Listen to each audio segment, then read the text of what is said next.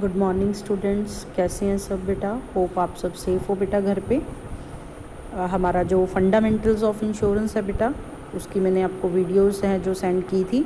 जो पॉलिसीज़ हैं, आपकी प्रेजेंटेशंस बहुत अच्छी बनी हुई हैं। फ़र्स्ट टाइम अटैम्प्ट किया है, बहुत अच्छा है। ऑनलाइन जो आपने वीडियोस बना के भेजी हैं प्रेजेंटेशंस की, तो वो मैं आपको 1 बाय 1 ग्रुप में सेंड की हैं सभी बच्चों ने जो बनाई हैं।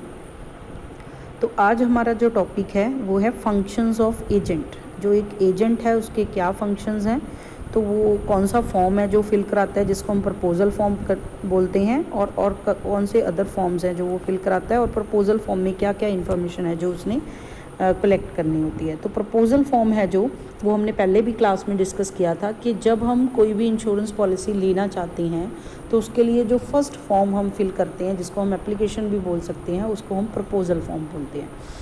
तो on the basis of proposal form जो पॉलिसी है वो ऑफ़र की जाती है लाइफ इंश्योरेंस कंपनी के द्वारा। तो प्रपोजल फॉर्म क्या है, मोस्ट बेसिक रिक्वायरमेंट है कोई भी working of life insurance contract जब भी इंश्योर्ड और इंश्योरर के बीच में बनना है तो उसके लिए प्रपोजल फॉर्म होना बहुत ज़रूरी है।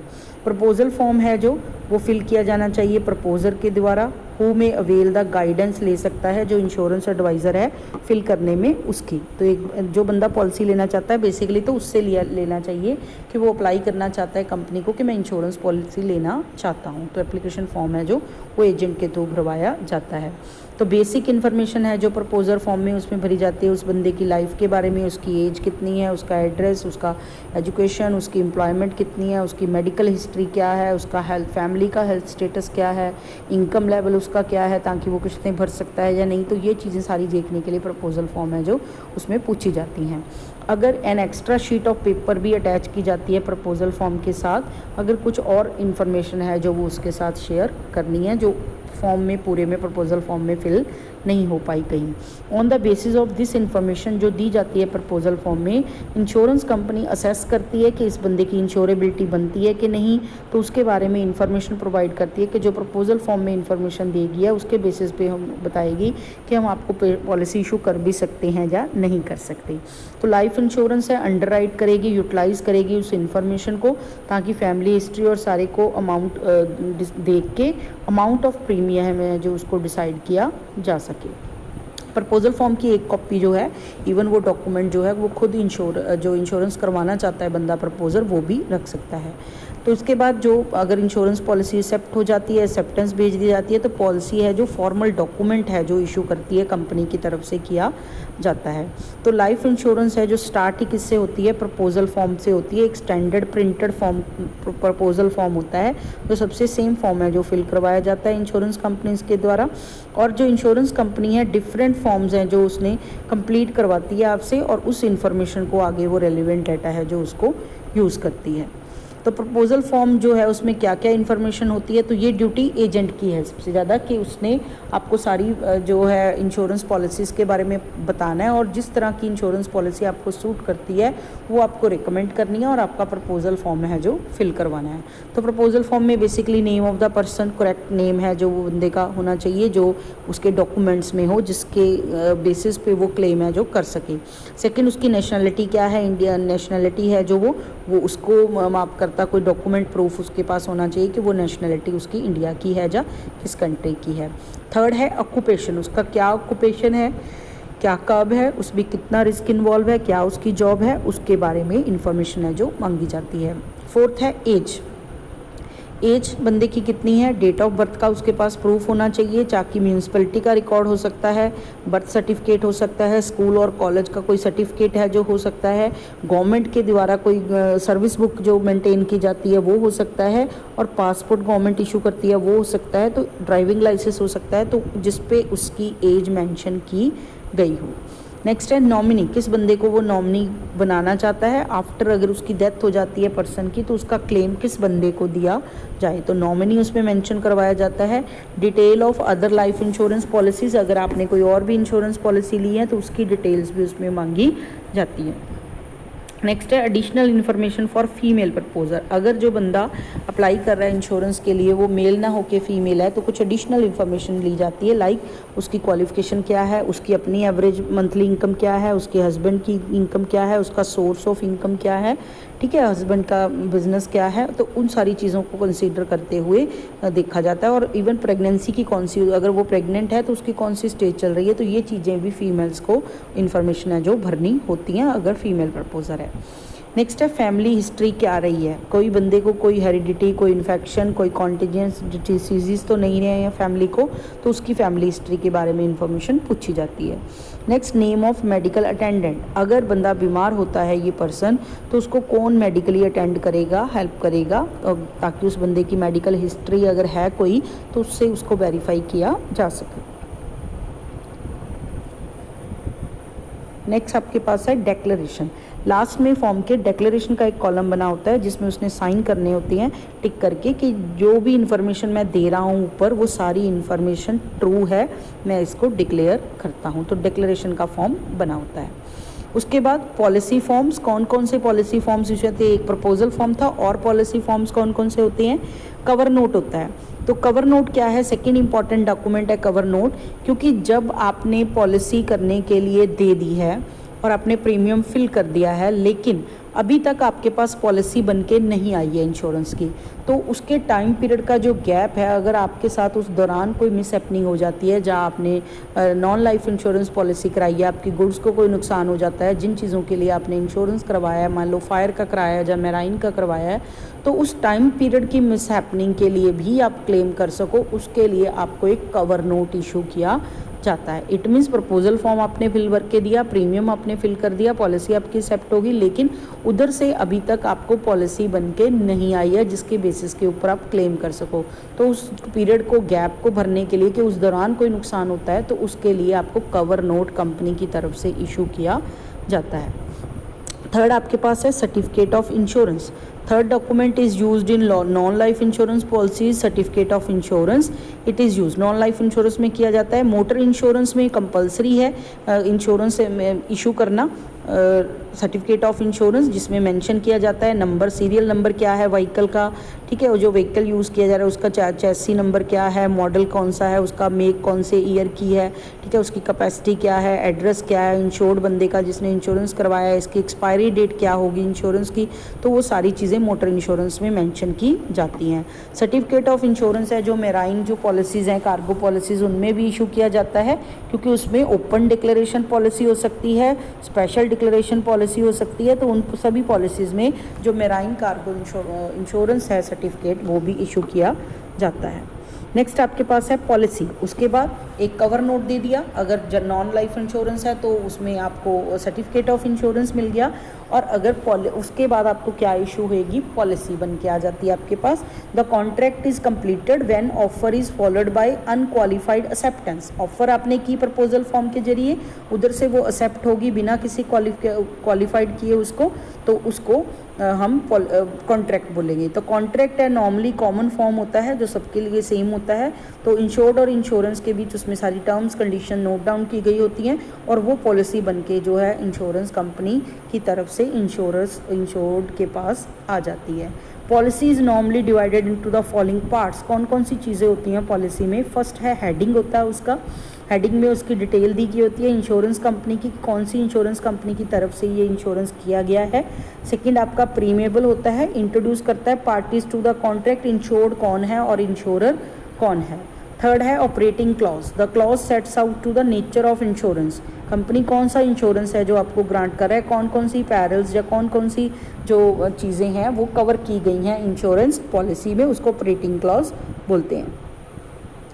उसके बाद है आपके पास schedule, it contains all types written information applicable, जितनी भी रिटन एप्लीकेशन इन्फॉर्मेशन आपको दी गई है सारी पॉलिसी में, उसको हम शेड्यूल बोलते हैं। तो शेड्यूल में सारी इन्फॉर्मेशन आपको दी गई जाती है, प्रॉपर्टी इंश्योर्ड कंप्लीटली, कौन सी इंश्योरेंस की गई है, किस प्रॉपर्टी का, पॉलिसी नंबर क्या है, एजेंसी कौन सी है, डेट ऑफ इशू कौन सी है, नेम एड्रेस ऑक्यूपेशन इंश्योर्ड बंदे का, कितने कौन सी पैरल्स कवर की गई हैं, कितना रेट ऑफ प्रीमियम होगा, डेट ऑफ कमेंसमेंट क्या है, डेट ऑफ एक्सपायरी या टर्मिनेशन कौन सी है, ठीक है, डिस्क्रिप्शन ऑफ सब्जेक्ट मैटर क्या है जिसके लिए इंश्योरेंस किया गया है, तो वो सारा उसमें मेंशन किया जाता है शेड्यूल में।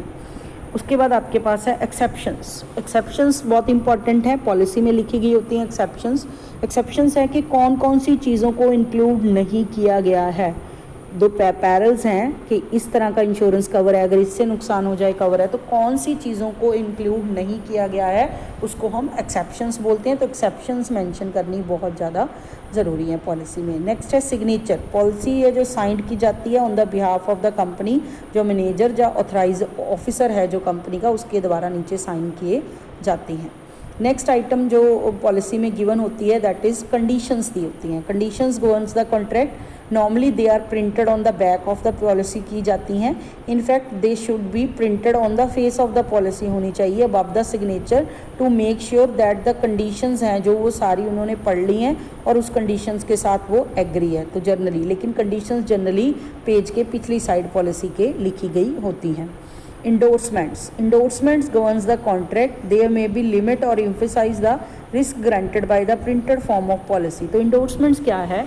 जब भी आप पॉलिसी में कोई चेंज करना चाहते हो, जब दोनों की कंसेंट के साथ कोई भी चेंज पॉलिसी में लाई जाती है, तो इसका एक रिटन कंसेंट जो है, राइटिंग कंसेंट है जो उसके साथ, उसके थ्रू उसको इंडोर्स किया जाता है, उसके साथ पेपर लगा के, तो उसको बोला जाता है like change in insurable interest में आप चेंज करना चाहते हो, मोर्टगेज करना चाहते हो पॉलिसी को, सम एश्योर्ड पहले से बढ़ाना या घटाना चाहते हो, रिस्क को चेंज करना चाहते हो, और चीज़ें भी इंक्लूड करना चाहते हो रिस्क में, एड्रेस चेंज कर रहे हो आप अपना, गुड्स ट्रांसफ़र कर रहे हो, उसकी लोकेशन चेंज कर रहे हो गुड्स की, इंश्योरेंस को कैंसिल कराना चाहते हो, तो उन केसेस में सब में इंडोर्समेंट है जो ना साथ में डॉक्यूमेंट है जो लगता है।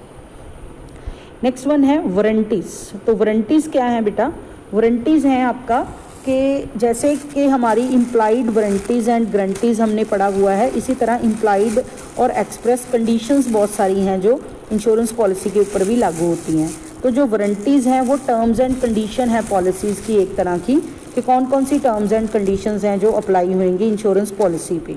दीज वारंटीज़ में be either printed on the policy itself, policy के ऊपर प्रिंट होती हैं, और एक सेपरेट पेपर है जो वो साथ में अटैच करके पॉलिसी के, उसमें भी वारंटीज़ हैं जो लिखी हो सकती हैं। Some warranties are attach to the policy to insure that risk remain the same throughout the period of the term of the policy. तो पॉलिसी के साथ जो जो रिस्क इन्वॉल्व हैं उसके साथ प्रिंटेड फॉर्म में उसके साथ अटैच की गई होती हैं। तो जितनी भी वारंटीज़ हैं उनको कंप्लाई करना, स्ट्रिक्टली कंप्लाई करना ज़रूरी होता है।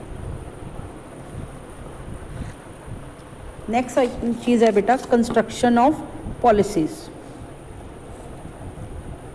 तो ये हमारा फोर्थ, वारंटीज़ के बाद फिफ्थ पॉइंट है construction of policies. Non life insurance policy जो है एक लीगल डॉक्यूमेंट है, इसलिए बहुत केयर रखनी चाहिए जब भी ये डॉक्यूमेंट बनाया जाता है या ड्राफ्ट किया जाता है। सम सर्टन डिस्प्यूट्स कई बार अराइज हो जाते हैं, कई बार उसकी वर्डिंग क्लियर नहीं होती है, तो आपस में उसकी इंटेंशंस हैं वो क्लियर होनी ज़रूरी है कि सेम टर्म्स एंड कंडीशंस जो हैं that is consensus ad idem, हमने पढ़ा था लॉ में कि सेम चीज़ पे दोनों बंदे एग्री होने ज़रूरी हैं। तो इसके लिए जब भी पॉलिसी ड्राफ्ट की जाती है, कंस्ट्रक्ट की जाती है, तो उस टाइम पे दोनों पार्टीज़ की जो इंटेंशन है वो क्लियर होनी ज़रूरी है, सेम होनी ज़रूरी है। तो कुछ रूल्स हैं इसके लिए। Oral evidence, it is not admitted और contracted that terms and condition है जो रिटर्न के अलावा कोई और फॉर्म ली जाए, तो हमेशा जो कंडीशंस हैं वो रिटर्न फॉर्म में होनी चाहिए। To identify the subject matter के बारे में, रिजॉल्व और एम्बिगिटी कौन सी चीज़ इन्वॉल्व की गई है उसको क्लियर किया जाना चाहिए। प्रूव दैट कि कौन सी पॉलिसी जो फ्रॉड है जो उसमें ना किया जा सके। कोई भी जो भी चीज़ ऑरल कंडीशंस जो उसके साथ रिलेटेड हैं उसको भी उसमें मेंशन करना ज़रूरी है। टाइप्ड और हैंड रिटन फॉर्म में होनी चाहिए ताकि उसको ओवरराइड वगैरह ना किया गया हो, ओवर राइटिंग उसके ऊपर ना की गई हो। अगर ओवर राइटिंग की गई है तो उसको मॉडिफाई किया जाए प्रिंटेड फॉर्म में, या उसके बारे में क्लियर किया जाए। वर्डिंग ऑफ द पॉलिसी जो ड्राफ्ट की गई है इंश्योरेंस में, it is a duty that the meaning of words है जो वो क्लियर होना चाहिए, उसकी इंटरप्रिटेशन कुछ और निकाली ना गई हो, उसका वर्ड का मीनिंग बताया होना चाहिए। वर्ड्स ऑफ पॉलिसी है कि एज्यूम किए जाती हैं कि ऑर्डरली पॉपुलर सेंस में जो चल रही हैं वर्ड्स के मीनिंग उसी को लिया गया है, एंड जो ऑर्डरली ग्रामर के रूल्स हैं, पंक्चुएशन के रूल हैं, वो सारे फॉलो किए जाने चाहिए। तो ये कंस्ट्रक्शन ऑफ पॉलिसी के लिए इम्पॉर्टेंट है क्योंकि जो कन्फ्लिक्ट हैं वो अराइज ना हो इंश्योर्ड और इंश्योरेंस कंपनी में। नेक्स्ट है ड्यूरेशन ऑफ द कॉन्ट्रैक्ट। जो नॉन लाइफ इंश्योरेंस पॉलिसी है वो शॉर्ट पीरियड हो सकती है, 1 ईयर के लिए हो सकती है, लॉन्ग टर्म के लिए हो सकती है, क्योंकि जो हमारी लाइफ इंश्योरेंस पॉलिसीज़ होती हैं वो जनरली लॉन्ग टर्म पॉलिसीज़ होती हैं। तो शॉर्ट पीरियड पॉलिसी हो जाती है जब लेस देन 1 ईयर की अगर कोई पॉलिसी लेता है non life policy, like crop के लिए 6 मंथ्स की होती है, कॉटन जूट वगैरह के लिए। तो क्रॉप इंश्योरेंस जितना भी होता है वो जनरली शॉर्ट टर्म में आता है, क्योंकि वो लेस देन 1 ईयर के लिए किया जाता है। तो शॉर्ट पीरियड पॉलिसी हो सकती है, पीरियड फॉर 1 ईयर हो सकती है, जितनी भी नॉन लाइफ इंश्योरेंस पॉलिसीज़ हैं, क्योंकि 1 साल के बाद उसको रिन्यू कराना पड़ता है। लॉन्ग टर्म पॉलिसीज़ हो सकती हैं जब नॉन लाइफ इंश्योरेंस में 2 या 2 से ज़्यादा सालों के लिए लंबी पॉलिसी ली जाती है। नॉन लाइफ इंश्योरेंस की बिग प्रोजेक्ट्स के लिए जनरली इनको लिया जाता है, लाइक कंस्ट्रक्शन के बिग प्रोजेक्ट्स हैं जो लंबे समय के लिए चलते हैं उनके लिए, तो उनको हम लॉन्ग टर्म पॉलिसीज़ बोलते हैं। नेक्स्ट है alterations in the non life insurance policy. अगर आप नॉन लाइफ इंश्योरेंस पॉलिसी में कोई अल्ट्रेशन करना चाहते हो, नॉर्मली ये कंडीशन होती है कि जो इंश्योरेंस कंपनी है प्रोहिबिट करती है कि आप कोई अल्ट्रेशन है जो सब्जेक्ट मैटर में नहीं कर सकते, लेकिन insured has to get the consent, उसको इंश्योरेंस कंपनी से लेनी ज़रूरी है कि अगर वो कोई सब्जेक्ट मैटर में अल्ट्रेशन है जो करवाना चाहता है। नेक्स्ट है assignment. Assignment is legally recognize passing of interest in property और in a right from one person to another. एक बंदा अपने जो राइट्स हैं उसको दूसरे बंदे को ट्रांसफ़र कर रहा है, दैट इज़ कॉल्ड असाइनमेंट। तो इंश्योरेंस पॉलिसी में भी एक बंदा जो अपने राइट्स है उसको वॉलंटरली जब बाय ऑपरेशन ऑफ लॉ दूसरे बंदे को ट्रांसफ़र कर सकता है। वॉलंटरली है कि सेल कर सकता है अपनी मोर्टगेज, किसी के पास गिरवी रख सकता है अपनी पॉलिसी को, किसी को गिफ्ट की फॉर्म में अपनी पॉलिसी दे सकता है, तो वॉलंटरली हो गया। Through the operation of law है व्हेन द असाइनमेंट है जो सब्जेक्ट मैटर की पॉलिसी ऑपरेशन ऑफ लॉ के कारण होती है, लाइक डेथ के बाद उसके हायर हैं जो उसको ही प्रॉपर्टी है जो मिलेगी, या फिर एक बंदा इंसॉल्वेंट डिक्लेयर हो गया तो उसकी जो भी पॉलिसीज़ वगैरह थी वो सारी हैं जो वो ऑफिशियल रिसीवर के पास चली जाएंगी, उस तरीके से। तो बाय ऑपरेशन ऑफ लॉ भी हो सकती है असाइनमेंट। नेक्स्ट है termination of non life insurance contract. तो नॉन लाइफ इंश्योरेंस का जो कॉन्ट्रैक्ट है normally continue till its expiry date तक कंटिन्यू होता है, लेकिन इसको बीच में भी टर्मिनेट किया जा सकता है। Cancellation of non life insurance policy by the court ने कोई ऑर्डर किया है उसके कारण। दूसरा, जो सब्जेक्ट मैटर जिसके लिए इंश्योरेंस करवाया गया था वो सब्जेक्ट मैटर ही खत्म हो गया है। थर्ड, ब्रीच ऑफ कोई कंडीशंस तोड़ी गई हैं उसके कारण उसको वॉइडेबल हो गया है, वो इसलिए हो सकता है कोई इसमें material alteration without the insurance company की कंसेंट के साथ कर ली गई है। पॉलिसी कैंसिल की है, पेमेंट ऑफ टोटल लॉस हो गया इंश्योरेंस कंपनी का, इसलिए इंश्योरेंस कंपनी है जो इंसॉल्वेंट डिक्लेयर हो गई है। तो बहुत सारे रीजंस हो सकते हैं जिनके कारण पॉलिसी को टर्मिनेट या कैंसिल किया जा सकता है। नेक्स्ट है refund of premium. Once the premium अगर पे किया जाए तो रिफ़ंड है जो वैसे इंटाइटल नहीं है, लेकिन एक्सेप्शन टू द रूल 2 तरह के रिफ़ंड हो सकते हैं। एक refund of full premium to the insured, एक पार्शियल प्रीमियम है जो वो रिफ़ंड किया जा सकता है। तो फुल प्रीमियम कब रिफ़ंड किया जाता है? Insured is entitle to receive the refund of money in full when the contract ultra vires prove हो जाता है बाद में कि अल्ट्रा वायर्स था कॉन्ट्रैक्ट जो उसने किया। सेकेंड, रिस्क नेवर, उसके साथ कोई रिस्क अटैच ही नहीं था, वो चीज़ डिस्ट्रॉय हो ही नहीं सकती। थर्ड, पॉलिसी है जो पहले से ही वॉइड है जिस बारे में की गई है। फोर्थ, कॉन्ट्रैक्ट है जो वो अब इलीगल हो गया है। तो इन सब केसेस में फुल अमाउंट ऑफ प्रीमियम जो है कंपनी को वापस करना पड़ेगा इंश्योर्ड को। सेकेंड है partial refund of premium. When the policies cancel की जाती है तो म्यूचुअल कंसेंट के साथ कुछ पोर्शन है जो वो रिफंड किया जाता है प्रीमियम का कुछ काट के। If more than one policy issue हो गई है, डबल सम की पॉलिसीज़ हो गई हैं, तो उस केस में भी रिफंड किया जा सकता है proportionately. In case the insurance company has gone into liquidation का प्रोसेस हो गया, इंश्योरेंस कंपनी इंसॉल्वेंट हो गई है।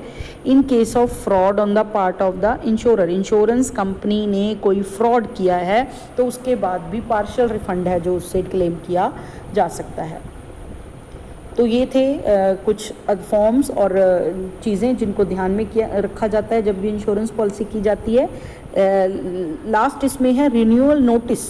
तो कोई भी लीगल ऑब्लिगेशन नहीं है पार्ट ऑफ द इंश्योरर के रिन्यूअल नोटिस भेजा जाए, लेकिन रिमाइंड कराने के लिए बिफोर द एक्सपायरी जब होने वाली है उस पॉलिसी की उससे पहले जो इंश्योरेंस कंपनी है जनरली नोटिस एडवांस में भेज देती है एक्सपायरी होने से पहले, जनरली प्रेफरली 1 महीना पहले जो है नोटिस भेज देती है, ताकि वो बंदा अपनी पॉलिसी अगर रिन्यू कराना चाहता है तो उस पॉलिसी को आगे फर्दर रिन्यू करवा सके, ताकि आगे से दोबारा नई पॉलिसी अगर उसको करानी चाहती है तो उसको सारी जो डॉक्यूमेंटेशन है वो दोबारा करनी ना पड़े।